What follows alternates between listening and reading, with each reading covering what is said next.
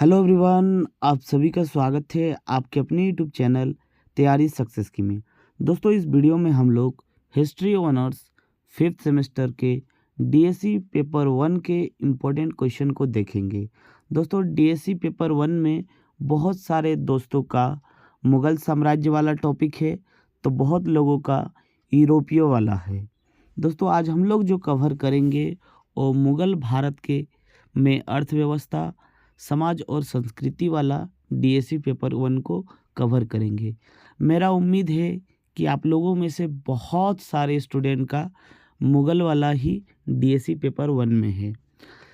किन ही स्टूडेंट का यूरोप वाला भी कॉलेज के तरफ से ज़बरदस्ती दिया गया है, वो मैं जानता हूँ, क्योंकि बहुत सारे स्टूडेंट का कमेंट आ रहा था कि सर यूरोपीय वाला जो डीएससी पेपर 1 है उसका इम्पोर्टेंट क्वेश्चन बता दीजिए, तो मैं वो भी बता दूंगा। लेकिन दोस्तों, इस वीडियो में नहीं होगा, वो नेक्स्ट वीडियो में होगा, क्योंकि इस वीडियो में अगर हम वो भी बताएंगे तो वीडियो बहुत लंबा हो जाएगा, जो मैं नहीं चाहता हूँ। ठीक है, क्योंकि आप लोगों का समय और मेरा समय सभी के लिए समय कीमती है। ठीक है, तो आज जो मैं बताऊंगा वो मुग़ल भारत में अर्थव्यवस्था और संस्कृति बताऊंगा, डीएससी पेपर 1 का है।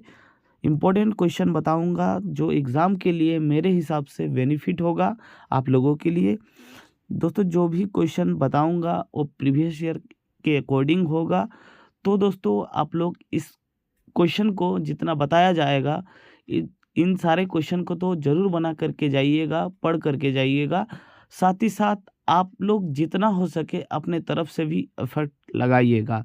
इस वीडियो में मैं आपको short type question, long type question और ऑब्जेक्टिव के कुछ हिंट्स दूंगा। ठीक है, जो आप लोग आराम से कवर कर पाएंगे। ठीक है, और साथ ही साथ ये भी बताऊंगा कि कहाँ से पढ़े और कितना पढ़ना है। ठीक है, तो दोस्तों चलिए हम लोग शॉर्ट टाइप क्वेश्चन के साथ इस वीडियो को स्टार्टिंग करते हैं। दोस्तों, शॉर्ट टाइप क्वेश्चन होगा। शॉर्ट टाइप में जो सबसे पहला क्वेश्चन बनेगा दोस्तों, वो बनेगा मुग़ल कालीन वित्तीय व्यवस्था पर एक निबंध लिखे। यानी मुग़ल का जो फाइनेंशियल सिस्टम था, किस तरह से रेवेन्यू जनरेट करते थे, किस तरह से उन लोगों का आय का स्रोत था, तो ये जो पूरा वित्तीय व्यवस्था था उनके ऊपर एक निबंध लिखना है। इस तरह का सवाल पहले भी पूछा गया था, तो इसको थोड़ा ध्यान दीजिएगा, ये ज़रूर पढ़ के जाइएगा।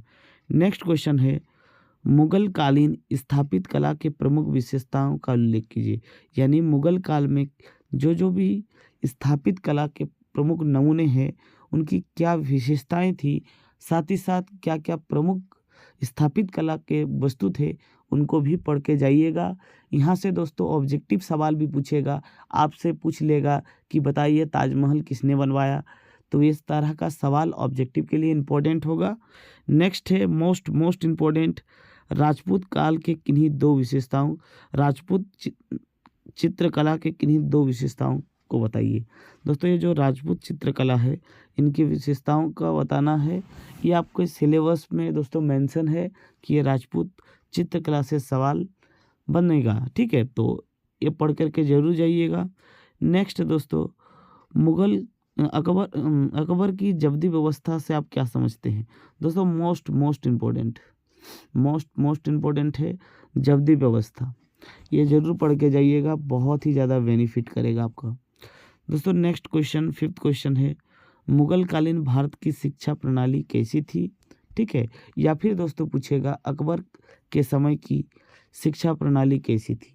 ठीक है, तो मुग़ल कालीन पूछे या फिर अकबर कालीन पूछे, लगभग सेम है दोस्तों, तो उसमें आपको कंफ्यूज नहीं होना है। ठीक है, या फिर पूछेगा मुग़ल काल के दौरान शिक्षा प्रणाली कैसी है, तो दोस्तों दोनों की दोनों सेम क्वेश्चन है, बस थोड़ा बहुत लैंग्वेज में डिफरेंट है। ठीक है, नेक्स्ट है, सूफीवाद क्या है, इसके प्रमुख संतों का वर्णन करें। ठीक है, तो सूफीवाद पूछेगा, या फिर दोस्तों आपको भक्ति आंदोलन के बारे में भी पूछ सकता है, तो भक्ति आंदोलन के जो प्रमुख जो संत थे उनके बारे में थोड़ा बहुत पढ़ लीजिएगा। नेक्स्ट है, मुग़ल कालीन कृषि व्यवस्था और कृषि भूमि के प्रकारों का वर्णन करें।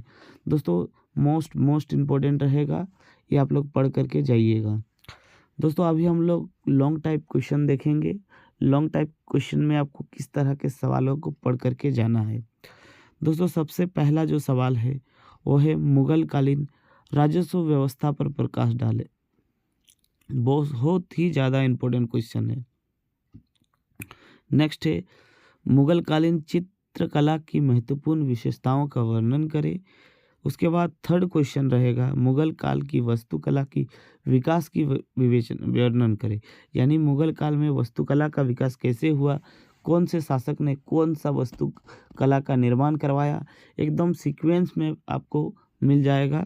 ठीक है। नेक्स्ट है मुगल कालीन राजस्व प्रणाली। ठीक है।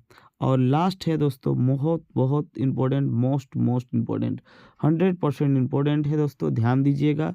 मुगल कालीन व्यापार और वाणिज्य पर प्रकाश डाले। ये सवाल बहुत ही ज़्यादा इम्पोर्टेंट है। ठीक है।